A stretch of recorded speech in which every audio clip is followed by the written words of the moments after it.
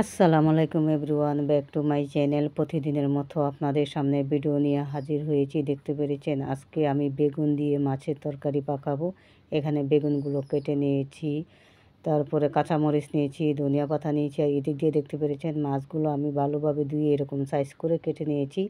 প্রথমে আমি এখন লবণ দিয়ে দিচ্ছি, হলুদ মরিচ দিয়ে দিচ্ছি, দেখতে পেরেছেন। এখন আমি আমার হাতের সাহায্যে ভালোভাবে মিক্স করে নিব। হয়ে গেল। তো প্লিজ আপনারা যেখান থেকে আমার ভিডিওটা দেখবেন আশা করি লাইক কমেন্ট করে যাবেন। এখন আমি বেগুনগুলোতে প্রথমে লবণ দিয়ে দিলাম, মরিচের গুঁড়ো, হলুদের গুঁড়ো, ধনিয়ার গুঁড়ো দিয়ে দিয়েছি।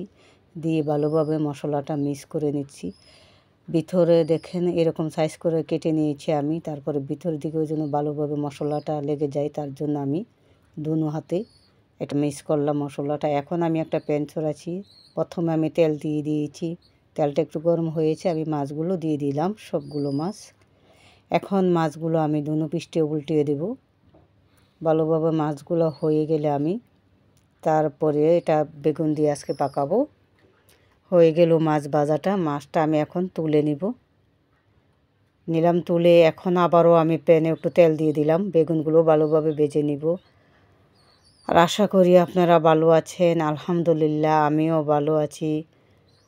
তো আপনারা আমার ভিডিওটা যেখান থেকে দেখবেন আশা করি আপনারা লাইক কমেন্ট করে যাবেন। আর আপনাদের ভিডিও আমার সামনে আসবে ইনশাল্লাহ, আমিও লাইক কমেন্ট করে যাব। এখন আমি আবার একটা প্যান ছড়ালাম, বেগুনটা হয়ে গেছে। এখন তেলটা দিয়ে দিয়েছি আমি, প্রথমে তেলটা দিয়ে দিলাম। তেলটা একটু গরম হবে, তারপর আমি পেঁয়াজ কুচিগুলো দিয়ে দিলাম।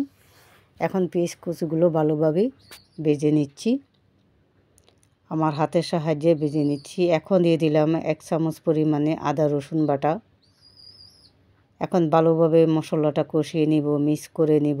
এখন দিয়ে দিচ্ছি হালকা পরিমাণে একটু পানি, মশলা দেব তার জন্য, মশলাটা কষাবো তার জন্য আমি পানিটা দিয়ে দিলাম। এখন প্রথমে দিয়ে দিলাম 1 চামচ মরিচের গুঁড়ো, 1 চামচ ধনিয়ার গুঁড়ো, 1 চামচ হলুদের গুঁড়ো, স্বাদ অনুযায়ী লবণটাও আমি দিয়ে দিয়েছি। এখন আবার একটু করে দিয়ে দেব টমেটো, কাঁচামরিচ দিয়ে দিলাম। 1 চামচ পরিমাণে গরম মশলা আমি দিয়ে দিয়েছি এটার সঙ্গে। ভাবছিলাম যে 1 চামচ গরম মশলা দিয়ে দিই, বেগুনটার টেস্টটা অন্যরকম আসবে, তার জন্য আমি দিয়ে দিলাম। আবার নামানোর টাইমে আমি একটু জিরের গুঁড়ো এটাও আমি ইউজ করব এটার সঙ্গে। এখন ভালোভাবে মশলাটা কষিয়ে নিব। মশলাটা হয়ে গেলেও কষানো, এখন বেগুনগুলো আমি উপর থেকে দিয়ে দিলাম, এটার সঙ্গে মিক্স করে নিচ্ছি মশলাটার সঙ্গে ভালোভাবে। এখন আমি ঢাকনাটা লাগিয়ে দেব 2 মিনিটের জন্য। অন্য চুলাতে আমি গরম পানি বসাইছি, দেখতে পাচ্ছেন অলরেডি কষানো হয়ে গেছে। আর আমি ফ্রাই প্যানে পানিটা আজকে গরম করে নিয়েছি, কেননা এটাতে মাছ ভাজি করেছি, তো ভাবছি যে একটু তেল আছে, তো এটাতে পানিটা আমি গরম করে নিয়ে নিব, তার জন্য আমি ফ্রাই প্যানে পানি আজকে ইউজ করলাম। দেখতে পেরেছেন বেগুনটা। এখন আমি মাছ দিয়ে দিব, মাছটা দিয়ে দিচ্ছি। মাছটা দিয়ে আবারও আমি 2 মিনিটের জন্য ঢাকনাটা লাগিয়ে দিব। হয়ে গেল।